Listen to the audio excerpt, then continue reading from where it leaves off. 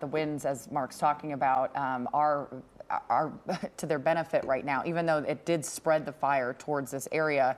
At this point in time, the wind conditions are somewhat low.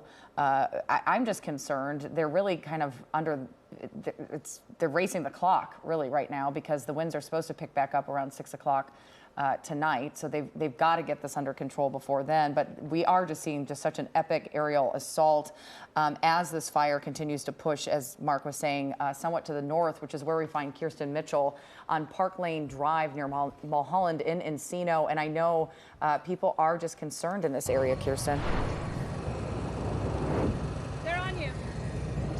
Hi, yes, hello, sorry, we had a little signal issue here. We are in Encino, just off of Mulholland Drive, and we just met some homeowners at this home right here behind me. You can see there's someone actually on the roof. His name is Alex, and he is using a garden hose to water down his roof. He is obviously not yet evacuated, despite being under mandatory evacuation orders. His wife, Alina, is here as well. We were talking to her earlier, and they told us that they're pretty much the last ones in this neighborhood.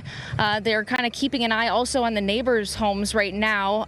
They do have their car packed and ready to go, but right now they're holding out. They said they'll wait until they feel like they absolutely have to go. You know, behind him, you can see there's billowing smoke from the Palisades Fire, and they've been watching that hillside, that ridge, all day, all night too. They said last night they even saw flames, so that is obviously super concerning. They were very worried. They have never seen anything like this before, but at the same time, they'd want to protect their home, and he's been watering the roof, the trees, the brushes, just trying to prep in case any embers come this way or the fire reaches this point.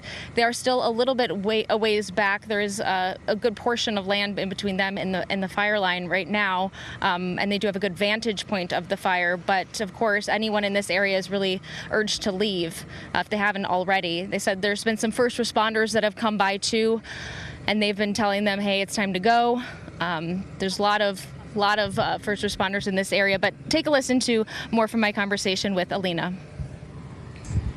We've seen fires before. It was close, but nothing of this magnitude of devastation. I mean, so many of our friends just lost their homes in Palisades and Altadena.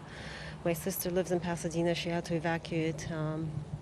Never anything like this. I've been in LA for 30 years, and we're used to fires, but nothing like this.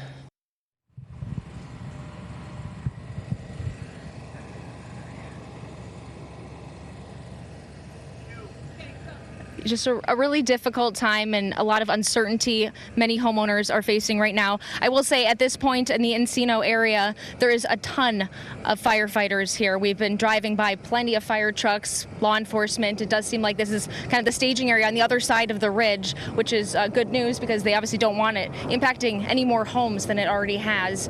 We saw firefighters from Salt Lake City, Moab. I mean, these firefighters are coming in from all over, and you can see that on the trucks. So it is a big, massive effort here, and of course the aircraft too, nonstop here. So the firefighting efforts are very much ongoing and continuing. For now, I'll send it back to you. Thank you for that reporting. We know at least 7 states, as well as the federal government and Canada, all assisting. And Mexico all assisting in this firefight. So we have seen crews from all over the place, and it's so nice to see them here.